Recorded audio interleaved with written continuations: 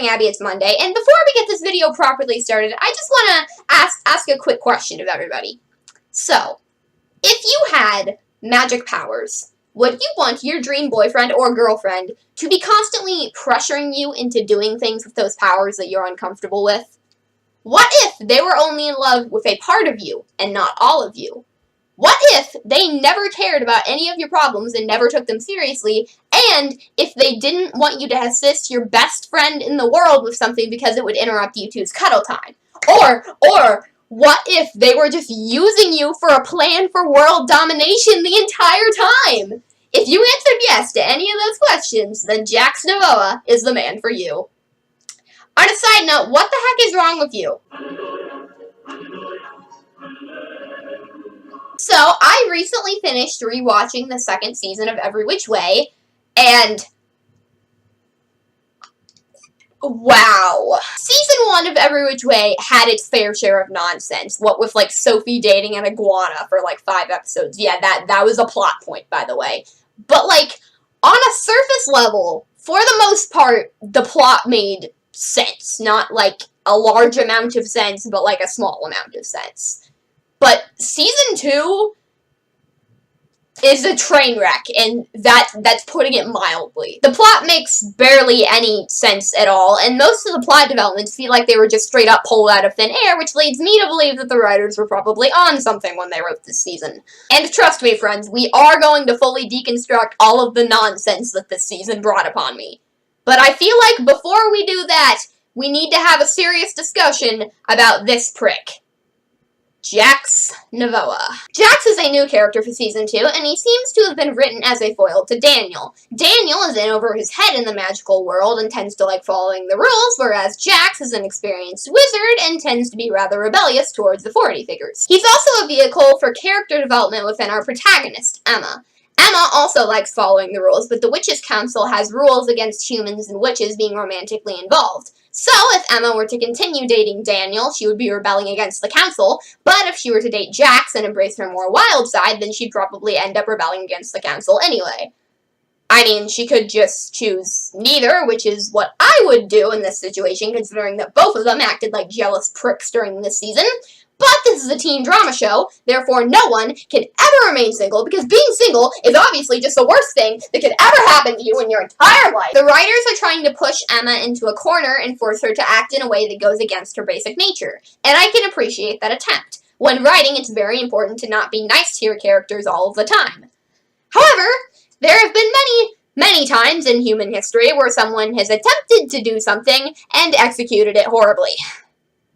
This is one of those times. The writers really want you to like Jax. He's written to be very charismatic.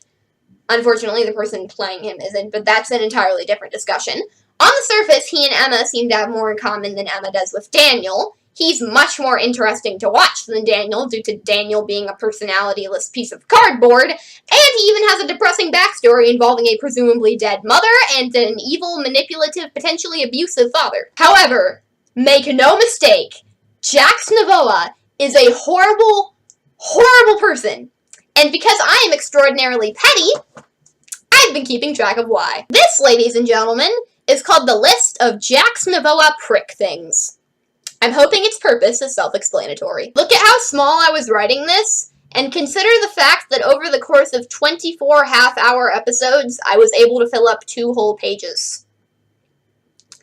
That's not good, folks. And now, we're going to read through this entire list together just so that you all understand the absolute pain it was watching this grasshole be pitched as a serious love interest. Spoiler alert, if you care for some reason, at the end of the season, we find out that Jax has an evil father who sent Jax to Iridium High to get close to the Chosen One so that they could use her for villain stuff down the line. So, some of the things that I'm going to tell you about, Jax may not have naturally done if not for his evil dad's influence. However, I'm still going to tell you about them for 2 reasons. First, all Jax was told that he had to do was get the Chosen One to fall in love with him. He did not have to do that by convincing her to skip class, pranking her, or just generally doing a bunch of things that gets you a girlfriend on TV, but a punch in the face in real life. Maybe he wouldn't have gone after Emma at all without his evil dad as the inciting incident, but all of the pranks that he pulled to try and get her attention and to split her and Daniel up Feels like something that he would have done had his evil dad not been there pressuring him, and he had just genuinely developed an interest in Emma and wanted to split her and Daniel up for that reason and that reason alone. And second, at the start of the season, Emma and the audience were not aware of Jax's evil dad.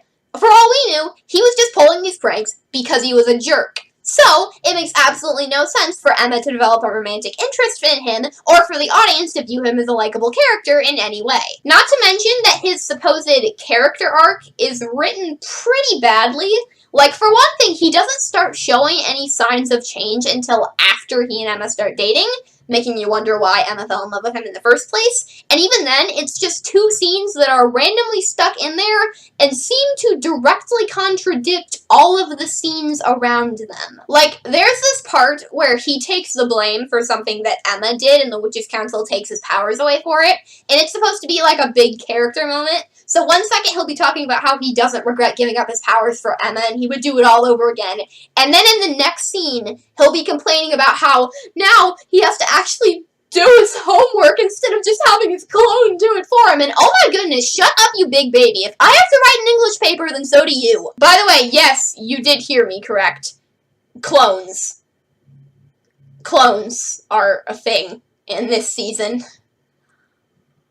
That's its own dose of stupidity right there. So you have that bit of contradiction going on, so you're not entirely sure if he's being genuine about it. And then right after that, you find out about Evil Dad. And then literally right after that, Jax double-crosses Evil Dad and tries to take over the world with Emma's evil clone. And yes, you heard me right once again. Emma has an evil clone. Look, I promise, we're going to get into all of the clone hijinks and explain it, like, fully in detail, but, like, that's going to take more energy to fully explain than I'm going to have left at the end of this video, so please just give me a week to rest. My point is, the biggest problem with this show is that its storytelling is very rushed. Plot developments feel like they're just being stacked on top of one another with, like, no sense of continuity at all. So, when this whole stuff with Evil Dad happens and the clone, you're not 100% sure what Jax's game plan from the start was. Like, you're not sure if he's willingly working with Evil Dad, or if he was always planning to double-cross Evil Dad with the evil clone. Like, honestly, I've watched the entire season, and I'm still not sure. And that's kind of a problem, because, you know, it's kind of important to know if one of your main characters was planning to destroy the magic realm from the start, or if it was just a spontaneous idea that popped up halfway through. Because you're not sure if Jax is evil or not, and because his development was so rushed, you begin to suspect that the development was actually just him lying to try and get on Emma's good side. Heck, even if he wasn't evil, he might still have been lying just to appease his father. In the last episode of the season, he does get some confirmed actual character development, but due to the maybe fake out a few episodes ago, and the fact that this set of character development doesn't have any build up to it either, you've kind of just stopped trusting anything this guy says anymore, and as such, you've stopped caring about any good qualities he supposedly has, and you're kind of just hoping that the two Emmas will get tired of his crap and team up to kill him. Now that we are almost done with this extremely long but necessary intro, I just want to say that some of the things I'm going to say here, you're probably going to listen to them and be like, Molly, that sounds really, really petty and doesn't sound like it needs to be on this list. And yes, they are. I don't care though. You know why? Because Jax Novoa is the absolute worst. And now, the moment you've all been waiting for. Let the hatred begin. For starters, towards the very beginning of the season, when Jax wanted to tell Emma that he was a wizard, instead of just going up to her and saying, hey, I'm a wizard, he decided to use his powers to explode goo all over her because it's more fun that way. Romance! When Andy was irritating him, he decided to just freeze her to the floor of the group's local hangout spot in front of a bunch of non-magical people, because when Jax has problems, instead of actually dealing with them, he just freezes them to the floor or wipes people's memories of them. This guy's worse at dealing with his problems than I am. Speaking of wiping memories, there's the whole German Daniel incident that I ranted about in my last video. Because I already know this video is going to run super long, I'm not going to completely retell that story here, but the gist of it is Jax accidentally wiped Daniel's memory, and so, for fun, he dresses Daniel up in this disgusting outfit and tells him that he's German in order to publicly humiliate him. So, like, I know that in order to fulfill Evil Dad's plan, and Jax needed to break Emma and Daniel up first, but the methods he uses to go about that are just reprehensible, honestly. I'm not mincing words with this idiot. The one thing I forgot to mention about the German Daniel incident is that because both Jax's and Emma's spells hit Daniel at the same time, Jax tries to guilt trip her over this incident, even though the only reason Emma cast a spell in the first place was because Jax wouldn't stop casting amnesia spells on Daniel even after Emma directly asked him to stop doing that. Oh my god! Jax later uses magic to cheat his way onto the swim team because he thought that he couldn't beat Daniel in a race without magic assistance. Funnily enough, whenever Jax is asked about this, he will always very defensively insist that he can beat Daniel in a race without magic. But he never does. He often invades people's privacy a lot, like most specifically with Daniel, but he does it with other characters too. Like, there's this scene where Emma and Daniel are sharing this tender moment, and it looks like they might kiss or something, and then it just cuts to Jax, and he has this ridiculously angry expression on his face, and like, that's a mood killer right there, I just gotta say that. There's this one episode where Daniel gets first place in the swim meet and Jax gets second, and Emma's kind of teasing him about it, but not like in a mean-spirited way. It's clearly just meant in a joking way. But then all of a sudden Jax just gets super serious and he says, "I'll always win in the end, you'll see," in an excessively creepy and intimidating manner. So, like, we all know what he's implying when he says that line, and, like, it has sexist connotations to it, and yes, but, like, my main issue with that line is that the way the actor delivered it was giving me serial killer vibes. It was scary. Both Daniel and Jax act unsettlingly possessive of Emma during this season. Like, whenever Emma's dating one guy, the other guy will enter all in a huff of anger and jealousy and start talking about Emma like she's some prize that he can win back and not, you know, a person capable of making her own decisions. But I feel like Jax does it more because he has a lot of lines where he'll suggest that, like, Emma drop whatever, you know, major important problem that she's dealing with to nurse his bruised ego. And it's just really hard to watch, and it's just like, it's like he's so self-centered that he doesn't think that Emma should, you know, go talk to other people. She should just help him deal with his emotional pain. Like, no, shut up, you big baby. The worst example of it is right around, like, episode 19, 20-ish, and, like, I just want you all to brace yourselves. Because I'm about to state, quite possibly, the most asinine chain of events that you could possibly think of. And you're going to think, Molly, this could not have actually happened. This could not have actually aired on TV. This was not real. But I assure you, it's real. Emma transports Andy inside her favorite video game, and while she's in there, she falls in love with a zombie named Philip. When Andy comes out of the game, she convinces Emma to bring Philip out of the game as well and into the real world. However, Philip tries to eat Emma's dad, as well as multiple other people, and Emma has no choice but to send him back into the game. Andy gets very upset at Emma for doing this, forgetting the whole "he tried to eat my best friend's dad" part, and Emma and Andy have a very serious fight over this that lasts for like 3 episodes. Yes, you did hear all of that correctly. I just want to remind you all that as a 12-year-old child, I was very, very invested in this show, and absolutely none of what I just described to you sounded ridiculous to me at all. I have changed a lot in the past 3 years. Anyway, you know how I mentioned that thing about, like, Jax sacrificing his powers for Emma, and it's supposed to be, like, a character moment, but it's really not? That happens right before all the zombie stuff. And so there are a lot of scenes after the zombie stuff where Emma would go to Jax and she'd be like, "Andy's still not talking to me, and it's making me really upset because she's my best friend and I care a lot about her." And then Jax would respond, "Yeah, that's sad." On a side note, I didn't do my homework last night because I'm just really not used to doing it without my powers, so could you please just magic it up for me? If there are any guys watching this video for some reason, some advice. If your girlfriend is in the middle of a major fight with her best friend, do not just disregard that, okay? Like, your ego can wait. She's probably in extreme emotional pain right now, and you ignoring her problems is just going to make that worse. Oh my god, Jax Novoa, you apathetic prick! He also tries to guilt trip her over the fact that he lost his powers for her, And apparently he does this so incessantly that even Emma is able to become aware of the fact that this is a bad thing. You volunteered, bro! She did not force you to give up your powers! You cannot guilt trip her over that! This character is going to be the absolute death of my sanity. In general, Jax only ever seems concerned about the problems that Emma has in her life if they're also problems for him. And in a similar way, he actually prefers Emma's evil clone to the original Emma for the majority of the season because the evil clone actually likes using her powers for fun stuff. Never mind the fact that she wants to destroy the original Emma and take her place!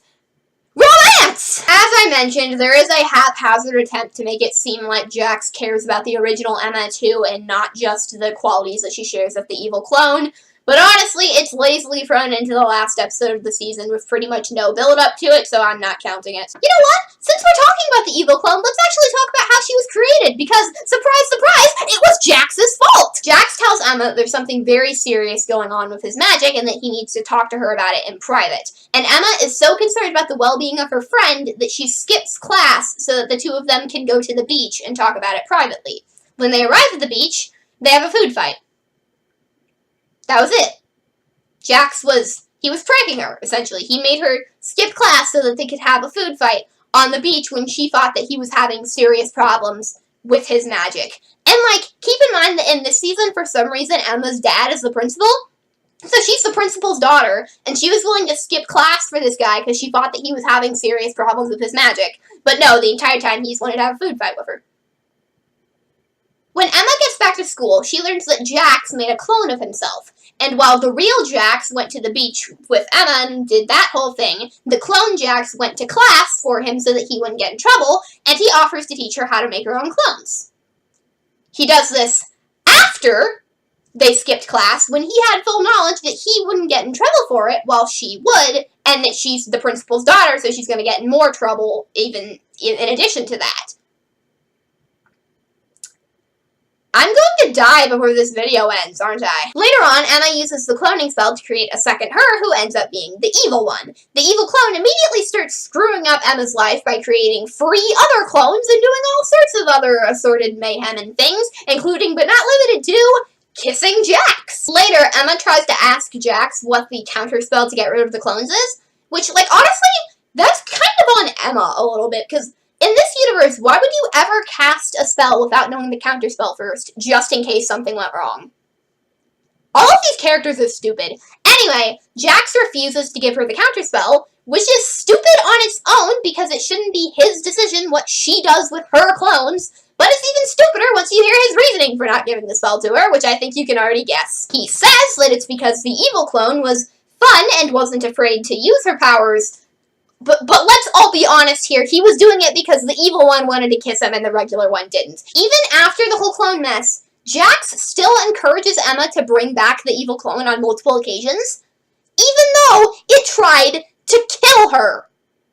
This is the type of textbook abusive behavior where, someone thinks that they care about you, but they really just don't care about your feelings at all.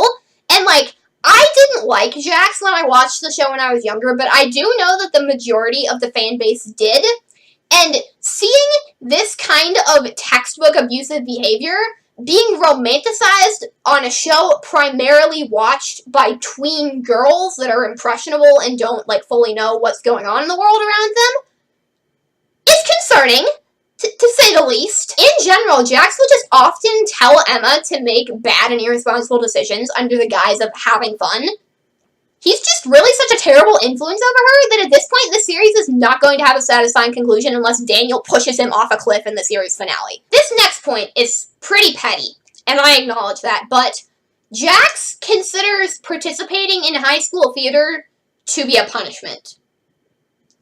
So, I understand that Daniel and Jax as well probably might not be, naturally theater people, so being forced to participate in the school play would suck. Yes, that would suck, I acknowledge that. But, the show goes out of its way to make sure that all of the people who participate in the school play were either forced to as a punishment, or they're, the weird kids. And it really does not help that some of the jokes had, a connotation of, Participating in Romeo and Juliet, that's not masculine.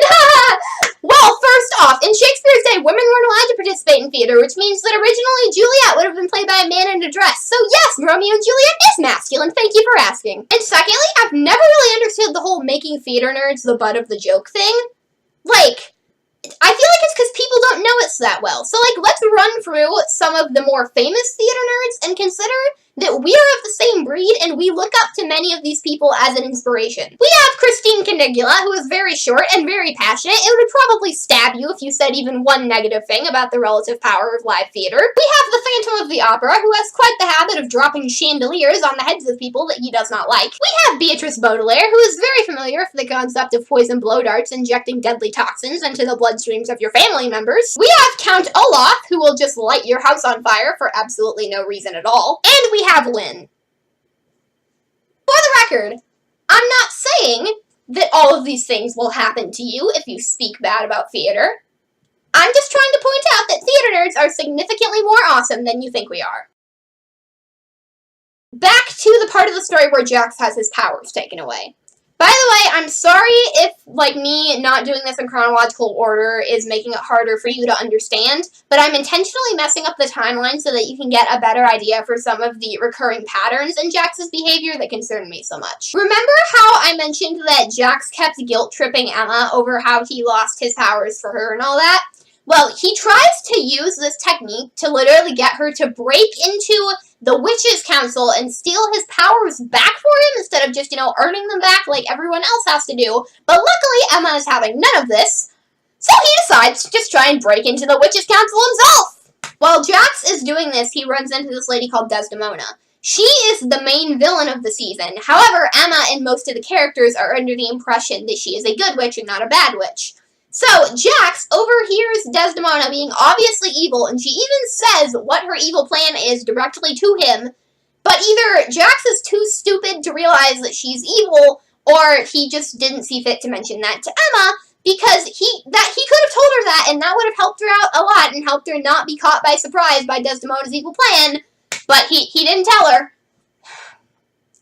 Honestly, he just might be that stupid, I'm not sure. Since this show wants to pitch Jax seriously as a love interest, for some reason that I will never understand, and he tried to help Emma's evil clone take over the world, he needs a redemption, right? So I will give the writers credit, they tried to do something, so at least they didn't just leave him as being obviously evil, because then I'd be really mad at them. While he's helping the evil clone, Jax, out of nowhere, realizes that he actually likes the real Emma and not the evil Emma, even though he's clearly just been in love with the evil Emma this entire time. Who do they think they're trying to fool? But anyway, during the final fight, Jax gives Emma her powers back so that she can fight the evil clone and kill her, or whatever. What happened? I literally don't even know what happened to the evil clone at the end. I swear, it's probably because the final fight of this season had some of the worst special effects I've ever seen in my life. Trust me, friends, we're going to get into that.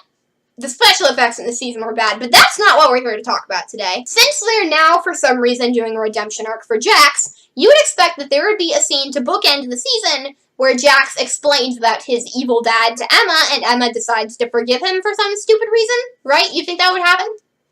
Wrong. This season has the worst ending, least satisfying ending that I think has ever existed. And you know what? I'm going to reenact it right here so that you can all feel my pain. Okay, pretend that, like, Strawberry Shortcake here is Emma, and that Jax is this weird nightmare fuel animal thing. No, but seriously. What the heck is this thing? Update, this demon has, like, this little knob thing on the back of its head here. Ah, my finger's in the way, I'm sorry. It plays peekaboo. Be afraid. Okay, so they're at, like, the cafeteria at their school. It's lunchtime. Emma has, like, her tray with her, and she's, like, walking past Jax. And Jax uses his magic to teleport a rose onto Emma's tray. Emma looks at the rose. She looks at Jax. She smiles ambiguously, and then she just walks on. And that's it. Season over. You don't get anything else. Are you kidding me? So, Emma's just okay with the fact that this entire time Jax has been using her and that he literally tried to kill her. And And she's still into him, even though she's supposed to be dating Daniel now? Can this even be considered a proper ending? I mean, like, for goodness sake, like 5 seconds before this scene, they have a scene where they resolve Gigi's plotline. Gigi Rueda, the character who did Jack Diddley Squat during Season 1 and who is now suddenly becoming an important character in Season 2, can get a proper resolution to her subplot, but you can't write a decent ending to the main plotline. Okay, so technically the stuff with Desdemona should be the main plotline, but the love triangle between Emma and Daniel and Jax is what has the most screen time devoted to it. So as far as I'm concerned, it's the main plotline. So, in summary, Jax Novoa is a terrible, terrible person with abusive subtext and undertones to his actions, who really should have just been a one-season villain, or at the very least only have a platonic relationship with Emma, but who is having his role in the story stretched out into being a main love interest for 2 more seasons. Most things in this show are rushed and sudden, but Jax's supposed character development is the worst for it, with changes of heart coming suddenly and with absolutely no build-up, making it impossible for the audience to take any of it seriously or like him as a character at all. So I know that just from the little snippets of plot that I told you about in this video, this season probably sounds absolutely ridiculous. But guess what, ladies and gentlemen? You ain't even seen the half of it. However, you will next week, because I refuse to suffer this pain alone and must inflict it upon all of you as well. But no matter what stupidity this show decides to throw in our faces, at least we know that there is one thing that we can look forward to seeing every episode. Tony Myers, my precious, precious son. Unless they just decided to write him out of the show for some stupid reason, but they'd never do that. Right? I mean, I'm sure that if they did, I would have remembered it and made a note about it in this book. Abby, an emergency has come up, and I need to deal with it, so I'll see you on Friday! What you say? That you only meant well, 'cause you did. What you say?